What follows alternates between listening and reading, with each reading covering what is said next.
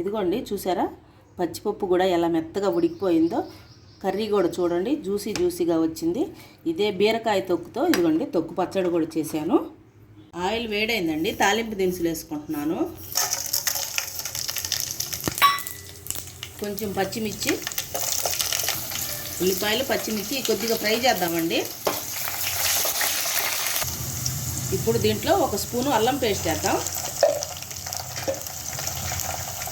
ఇది కూడా కొంచెం ఆయిల్లో ఫ్రై చేసుకుందామండి. ఇప్పుడు ఉల్లిపాయలు వేసుకుందాం. 1 ఉల్లిపాయ అండి, పెద్దది ఇది.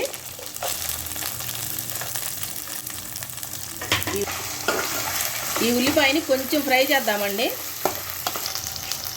ఉల్లిపాయ వేగిపోయిందండి. ఇప్పుడు పచ్చిపప్పు వేస్తున్నాను. ఇవి 100 గ్రాములు పచ్చెనపప్పు అండి. వీటిని నేను గంట ముందు నానబెట్టాను.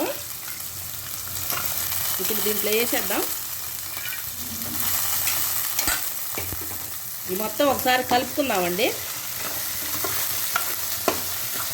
ఇది ఎంత ఎక్కువసేపు నానబెట్టుకుంటే అంత టేస్ట్ వస్తుందండి కూర. ఈ పచ్చెనపప్పు గట్టిగా లేకుండా కూడా ఉంటుంది. నేను గంట సేపు నానబెట్టానండి వీటిని. ఇప్పుడు 2 టమాటాలు, ఇదిగోండి ఈ బీరకాయలు, ఈ 1/2 కేజీ బీరకాయలండి వేసేస్తున్నాను. ఈ మొత్తం ఒకసారి కలుపుకుందామండి. ఇది పల్లెటూరులో వాళ్ళు ఎక్కువ వండుకుంటారండి బీరకాయ పచ్చెనపప్పు కూర. ఈ కర్రీ చాలా టేస్ట్గా ఉంటుంది. నేను ఎలా వండుతున్నానో మీరు ఒకసారి సేమ్ ఇలాగే ఒకసారి ట్రై చేయండి. ఇప్పుడు మనం దీంట్లో ఏమి వేయకుండా ఒక 5 నిమిషాలు సిమ్లో పెట్టి మూత పెడదామండి. మొత్తం కొద్దిగా మగ్గనిద్దాం ఆయిల్లో. 5 నిమిషాలు అయిందండి. నేను మధ్యలో 1-2 సార్లు కలుపుకున్నాను. ఇదిగో చూడండి, దీంట్లో నుంచి బీరకాయల వాటర్ వచ్చింది. ఇప్పుడు మనం ఉప్పు, కారం, పసుపు వేసుకుందామండి. కారం 1 స్పూను, 1/2 స్పూను పసుపు, ఉప్పు ఏమో తగినంత అండి. ఇది మొత్తం ఒకసారి వేసి కలుపుకుందాం.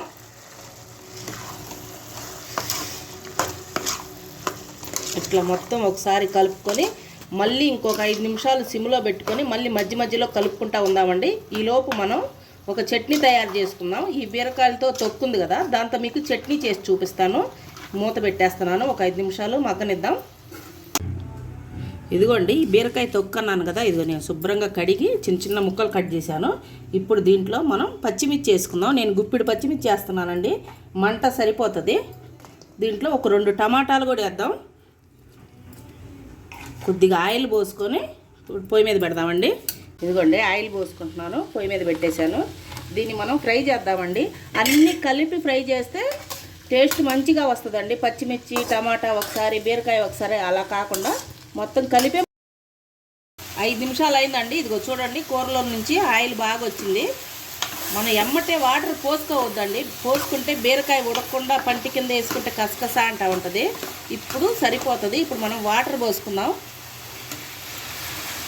కూరకు తగినంత వాటర్ అండి. 1 గ్లాసున్నర వాటర్ పడుతుంది. మొత్తం గ్లాసున్నర వాటర్ పోసానండి. ఇప్పుడు దీన్ని మంట హైలో పెట్టి ఒక 5-6 నిమిషాల సేపు వండుదామండి. చట్నీ చూద్దాం ఒకసారి. ఇదిగోండి మన బీరకాయ టమాటా తొక్కు పచ్చడికి ఫ్రై చేస్తున్నాను చూడండి. ఈ మొత్తం వాడిపోయే వరకు వేపుకుందామండి. ఇంకా దీంట్లో ఏమి వేసేది లేదు. ఒక 5 నిమిషాల వరకు ఫ్రై చేద్దాం. ఇదిగోండి ఇప్పుడు ఒకసారి కూర కదిలిద్దాం. మొత్తం ఎలా ఉందో చూడండి. ఆల్మోస్ట్ ఉడికిపోయిందండి. ఇప్పుడు దీంట్లో కొంచెం ధనియాల పొడి వేద్దాం, కొంచెం గరం మసాలా వేసి ఒకసారి మొత్తం కలుపుకుందామండి. ఇంకా దీంట్లో వాటర్ ఉందండి, ఇంకా ఉడకాల. ఇది ఇంకొక 5-6 నిమిషాలు సిమ్లోనే పెట్టి వండుకుంటానండి. ఇది అసలు హైలో పెట్టుకుంటే కూర టేస్ట్ మారిపోతుంది. ఇప్పుడు చట్నీ చూద్దాం. ఇదిగో చూడండి చట్నీ ఎలా, ఇది కూడా అయిపోవచ్చిందండి. ఇప్పుడు దీంట్లో కొద్దిగా చింతపండు వేద్దాం. ఇదిగోండి ఇంత సరిపోతుంది. నేను మిరపకాయలు తక్కువే వేసాను. జీలకర్ర, కొంచెం పసుపు వేద్దాం. 1/2 స్పూన్ వేస్తున్నానండి పసుపు.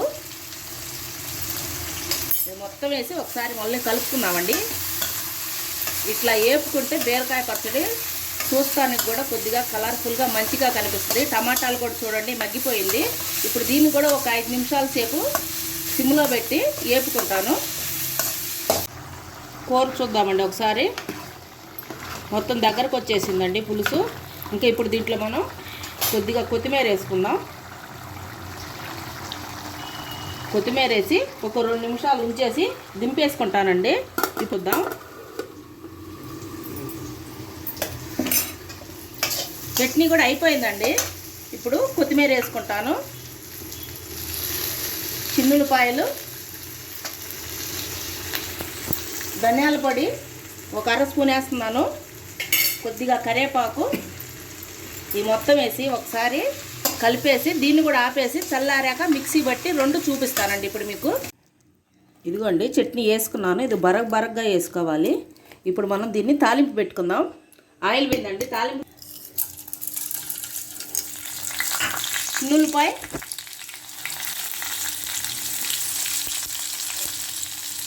ఒక్కసారి ఈ తాలింపు ఏగేదాకా కొద్దిగా ఫ్రై చేద్దామండి. ఇప్పుడు 2 ఎండుమిరగాయలు, కొంచెం కరివేపాకు వేసుకుందామండి. ఇప్పుడు మనం ఇందాక మిక్సీ పట్టుకున్న చట్నీ వేసుకుందాం. గ్యాస్ ఆపేస్తున్నాను.